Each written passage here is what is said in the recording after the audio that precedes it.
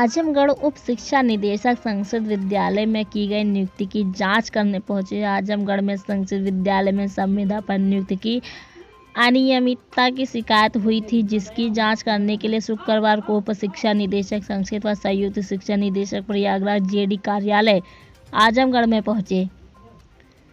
जांच टीम ने पटला सहायक व सहायक जिला विद्यालय निरीक्षक एवं शिकायतकर्ताओं ने उनका बयान दर्ज किया। टीम 10 दिनों में जांच रिपोर्ट डायरेक्टर को सौंपेगी। रिपोर्ट के आधार पर कार्रवाई की जाएगी। माध्यमिक से संचालित विद्यालय में करीब दर्जनों नियुक्ति की गई हैं, जिसमें सतीश कुमार पांडे व परमानंद पांडे द्वारा नियुक्ति में अनियमितता करने व विज्ञापन में गड़बड़ी करने की शिकायत की गई थी। मामले को शासन ने संज्ञान में लेते हुए जांच टीम गठित कर दी है। जांच करने के लिए आजमगढ़ संस्कृत के डायरेक्टर CL चौरसिया, संयुक्त शिक्षा निदेशक प्रयागराज मुकेश अग्रवाल आजमगढ़ जनपद आए हुए थे। खास बात यह रही कि सुनवाई के दौरान आजमगढ़ जिला विद्यालय निरीक्षक मनोज मिश्रा व संयुक्त शिक्षा निदेशक आजमगढ़ मंडल पूर्व सूचना के बावजूद भी अनुपस्थित रहे। टीम के समक्ष पटल सहायक जेश त्रिपाठी, सहायक जिला विद्यालय निरीक्षक रामाशय यादव पत्रावली के साथ उपस्थित थे, जिसकी जांच घंटों तक चली। इस दौरान कई अभ्यर्थी जांच टीम के समक्ष उपस्थित होकर शिकायत किया। मैं हरिशरण पांडे, प्रयागपुर घोना सेवानिवृत्त हो चुका हूँ, प्रधानाचार्य रहा हूँ। नियुक्ति मामले की नियुक्ति जो हुई है उसमें जो भी धांधली हुई है, अनियमितता हुई है, उसके संदर्भ में इन्होंने जो शिकायत किया मैं उससे सहमत हूँ। मैं परमानंद पांडे, केंद्रीय अध्यक्ष भारतीय संस्कृत शिक्षक समिति। आप श्री सतीश कुमार पांडे जी हैं। आपके शिकायती पत्र पे आज एक जांच कमेटी जनपद आजमगढ़ में आगमन हुआ था। उस जांच कमेटी में उप शिक्षा निदेशक संस्कृत श्रीमान CL चौरसिया एवं श्री मुकेश अग्रवाल, पूर्व शिक्षा निदेशक संस्कृत उपस्थित थे। इस संदर्भ में मेरे द्वारा भी एक जनता संस्कृत विद्यालय लोकपुर आजमगढ़ एवं प्राचीन धर्म संस्कृत विद्यालय के संदर्भ में शिकायत की गई थी। उस शिकायत के संदर्भ में आज इसी बैठक में सुनवाई की गई। आपको बताते चले कि संस्कृत विद्यालयों में आज सुस्तापूर्ण संचालन हेतु विद्यालयों के संचालन हेतु उत्तर प्रदेश की एक बहुत अच्छी योजना संस्कृत विद्यालयों में मानदेय शिक्षकों की नियुक्ति करने की थी।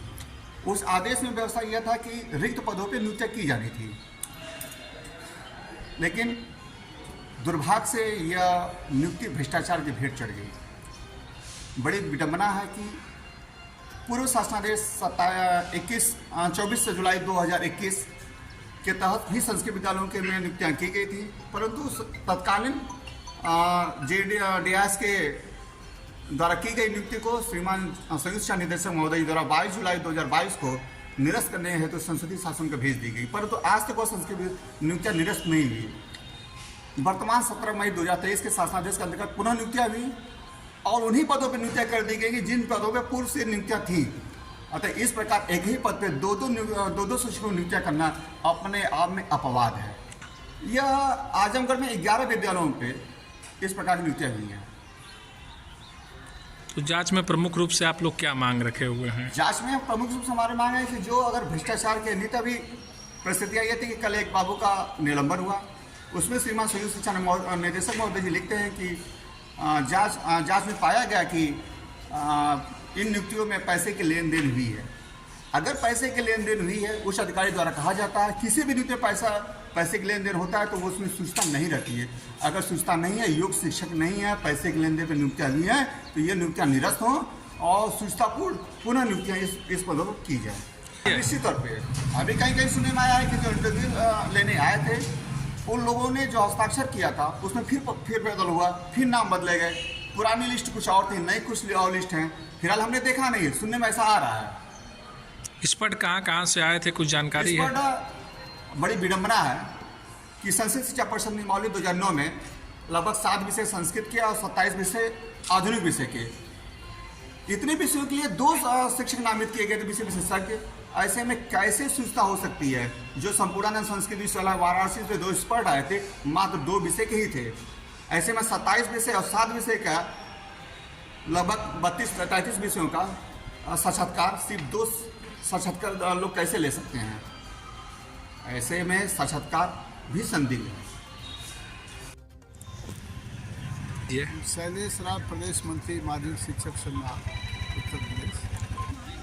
देखिए, इसमें जो विनोद पांडे हैं, तो जब यहाँ रहे वह काफ़ी चर्चित बाबू, और यह न्यास के बारे में हम अभी नहीं कुछ कह सकते, क्योंकि मुझको नहीं लगता कि इनकी कार्यप्रणाली इस तरह का है कि इस तरह का किया जाए। लेकिन जब तक कोई स्पष्ट हमको न मिल जाए उदाहरण, भाई भ्रष्टाचार में लिप्त है, लेकिन वो बाबू बदनाम पहले से रहा है और डीआई साहब को उस पर सजग रहना चाहिए था उस बाबू से। और उमाकांत यादव बाबू थे, उस समय भी उसकी यही हालत थी, उनके साथ था, कई बार सस्पेंड टर्मिनेट हुआ, उसको यहाँ आने ही नहीं देना चाहिए। मेन चीज़ यही हुआ। और नियुक्तियों का जहाँ तक सवाल है, नियुक्तियाँ जब हुई हैं, कुछ न कुछ उस पर लगता ही आरोप है, तो उस पर हम ये चाहेंगे कि पूरी जांच हो जाए, उसके बाद ही कुछ कहा जाए। कि उस पर जांच चल रही है, बड़े अधिकारी आज यहाँ आजमगढ़ में आए थे इलाहाबाद से, जांच पूरी होने दीजिए, उसके बाद ही कुछ कहा जा सकता है। अपना परिचय दे दीजिए। Satish Pandey, Mohandas gonna say.